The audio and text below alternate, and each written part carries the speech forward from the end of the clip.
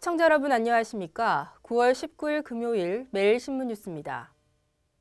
정부가 내년 예산안을 올해보다 5.7% 늘어난 376조 원으로 편성했습니다. 특히 복지 예산 비중이 사상 처음으로 30%를 넘어섰습니다. 정부는 어제 정홍원 국무총리 주재로 열린 국무회의에서 내년 예산안을 확정하고 오는 23일까지 국회에 제출하기로 했습니다. 정부는 내년 예산을 경제 활성화와 안전, 서민 생활 안정 등에 집중적으로 지원하기로 했습니다. 이를 위해 비정규직의 정규직 전환금 지급과 실업기간의 국민연금 보험료 지원 등 비정규직, 실업자, 저임금직 생활안정 3종 지원 제도를 내년 예산안에 반영해 시행합니다. 복지 예산 비중은 사상 처음으로 30%를 넘었고 세월호 사고에 따른 안전 강화로 안전 예산은 17.9% 늘어났습니다. 대구 경북 지역 4년제 대학들의 올해 수신 모집 경쟁률이 지난해보다 높아진 것으로 나타났습니다. 특히 경북대 논술 전형 의예과가 118.9대 1로 최고 경쟁률을 기록했습니다. 2015학년도 대구 경북 지역 4년제 대학들의 수시 모집 원서 접수를 마감한 결과 대체로 지난해보다 경쟁률이 상승한 것으로 나타났습니다. 경북대학교의 수시 모집 경쟁률은 평균 12.9대 1로 지난해 9.4대 1보다 높았는데 논술 전형 의예과는 경쟁률이 118.9대 1로 최고 경쟁률을 기록했습니다. 계명대 8.8대 1, 영남대 6.3대 1을 기록한 가운데 의예과는 계명대 26대 1, 영남대가 18.3대 1로 나타났습니다.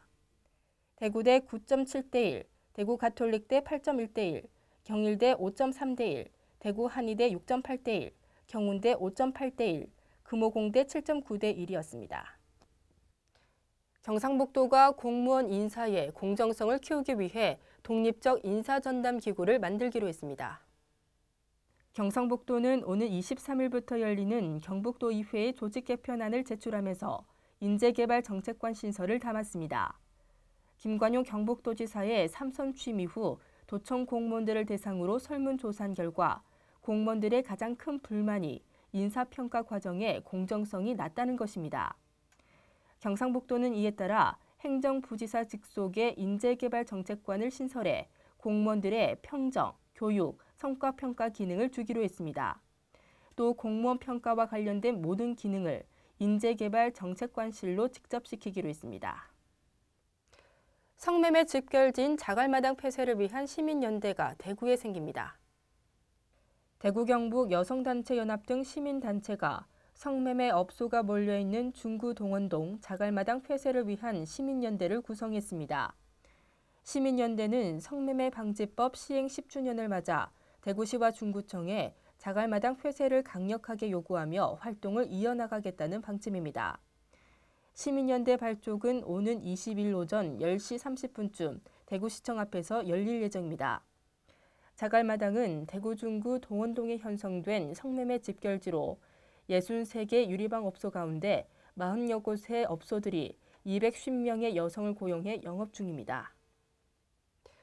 올해 대구 경북 지역 첫 단풍은 평년보다 1일에서 3일 정도 늦을 것으로 보입니다.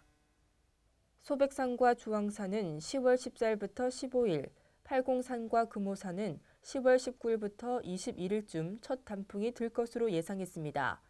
산의 80%가 단풍으로 물드는 절정 시기도 평년보다 다소 늦을 것으로 전망됐습니다. 소백산과 주황산은 10월 25일부터 27일쯤, 팔공산과 금오산은 10월 28일부터 30일쯤 절정에 달하겠습니다.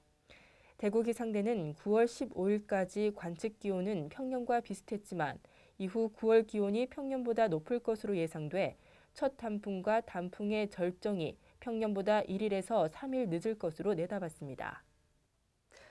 오늘 아침 공기는 제법 선선했는데요. 한낮에는 어제보다 기온이 더 오르면서 일교차가 무려 10도 이상 크게 벌어지겠습니다. 대구 경북 낮 최고 기온은 28도로 어제보다 높겠습니다. 이어지는 주말에도 날씨 변화가 크지 않겠는데요. 다만 큰 일교차에 주의하셔야겠습니다.